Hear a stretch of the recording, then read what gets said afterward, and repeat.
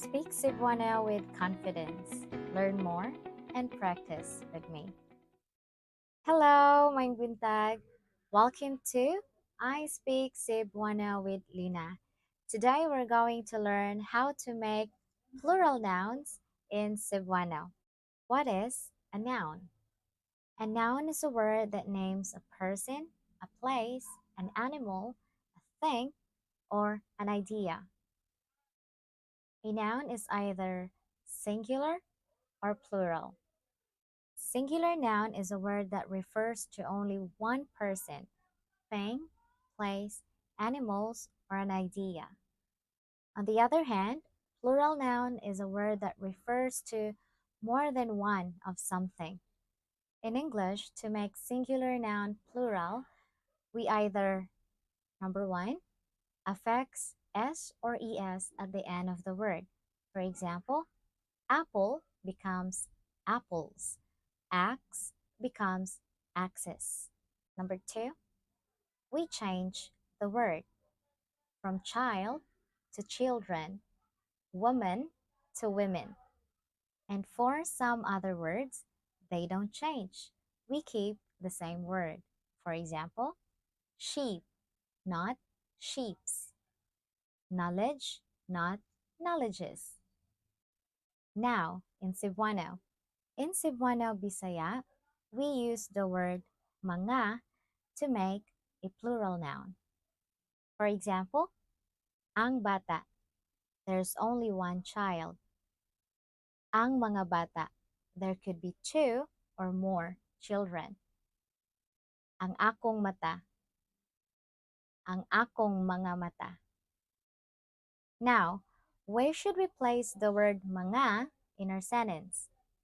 The word mga is placed right before a noun it modifies. Mga plus noun.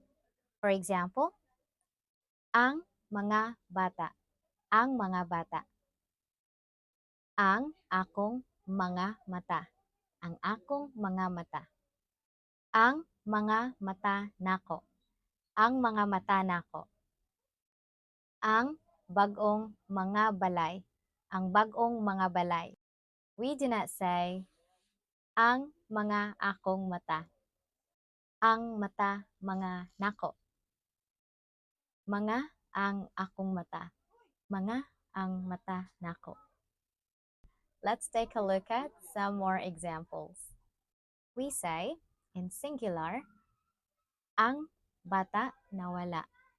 It becomes, ang mga bata nawala. Ang mga bata nawala. Sakit akong mata. It becomes, sakit akong mga mata. Sakit akong mga mata. Mga can also be placed right before an adjective that follows the noun. Mga modifies.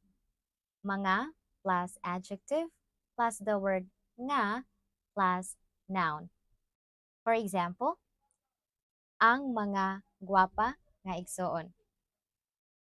Ang mga gagmay nga balay. Ang imong mga karaan nga biste. Please note that in Cebu, we usually shorten words or blend phrases. For example, adjectives and the word nga. So the phrases guwapa nga igsoon becomes guwapang igsoon. Gagmay nga balay becomes gagmayng balay. Karaan nga biste becomes karaang biste. Ang mga gwapang igsoon. Ang mga gwapang igsoon. Ang mga gagmayng balay. Ang mga gagmayng balay. Ang mga karaang biste. Ang mga karaang biste. Now, let's sum up everything. Number one, we use mga to form a plural noun. Ang bata becomes ang mga bata. Number two, mga is placed right before a noun it modifies.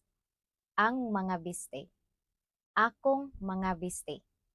Nindot nga mga biste.